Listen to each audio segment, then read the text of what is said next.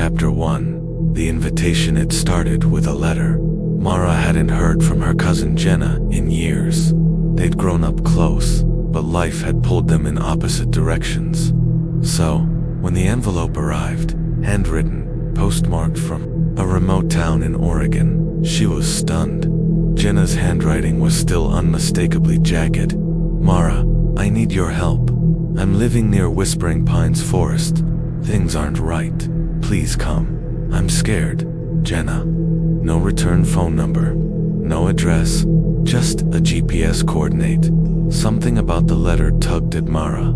That night, her dreams were filled with trees that whispered her name and shadows, with Jenna's voice. Chapter 2. Into the pines. Mara drove up alone. The GPS took her through increasingly narrow roads, then a dirt trail barely carved through towering evergreens.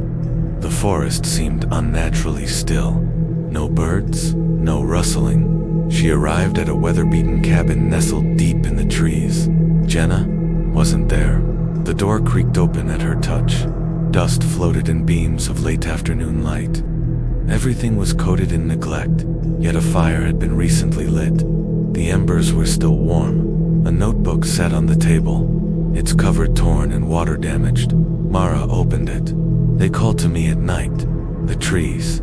I hear my name on the wind. They want me to follow. I did once.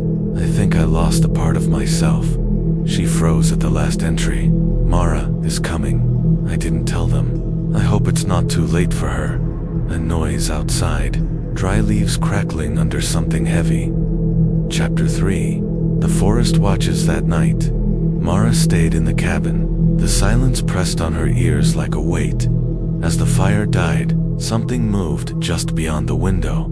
She turned off the lights and waited. A pale face stared back at her, expressionless, almost human, before melting into the dark. She ran outside with a flashlight, heart thudding. "Jenna," she called. No answer. Just the whisper of pine needles in the wind that almost sounded like her name, Marara. She swung the light wildly. Nothing but the trees. They swayed, though the air was still. Watching. Chapter 4. The Hollow. People in the morning. Mara followed a path behind the cabin that Jenna had marked in the notebook. It led deep into the woods, where the trees grew thicker. There, she found strange symbols carved into trunks, circles within circles, with slashes through them. At the center of the grove was a stone well. Vines grew up its sides, old and brittle. From the darkness below came a whisper. "Come down. We remember you." She stumbled back. A gust of wind kicked up, filling the grove with dry leaves and low hoarse laughter. Behind her stood a man. His eyes were gone. Just hollow sockets and bark had grown up his neck.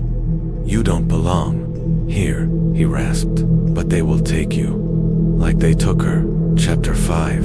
The descent. Mara ran through branches that seemed to reach for her, roots that tried to trip her. The woods didn't want her to leave. That night, the forest closed in. She dreamed of Jenna again.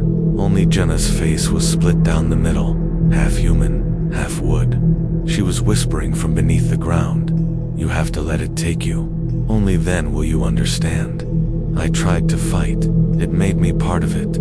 It wants you too." Mara woke screaming, with soil in her mouth. Chapter 6. Beneath the pines, she returned to the well. Something called her now, a pull from beneath the ground. Climbing down the crumbling stones, she descended into darkness. The air grew thick, with moss and rot. At the bottom, she found bones, and a mirror. In its surface, she saw herself, but her eyes were black. The forest had marked her. Voices surrounded her now. Hundreds, maybe thousands, all whispering in unison.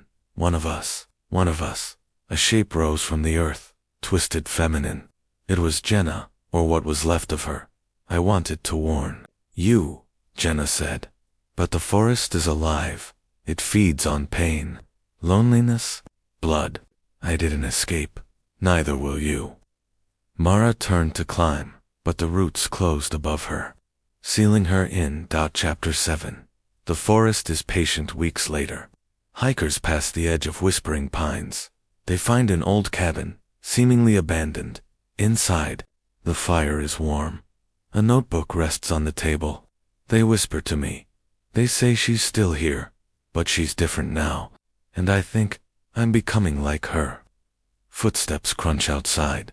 The trees whisper again. Mara. The end.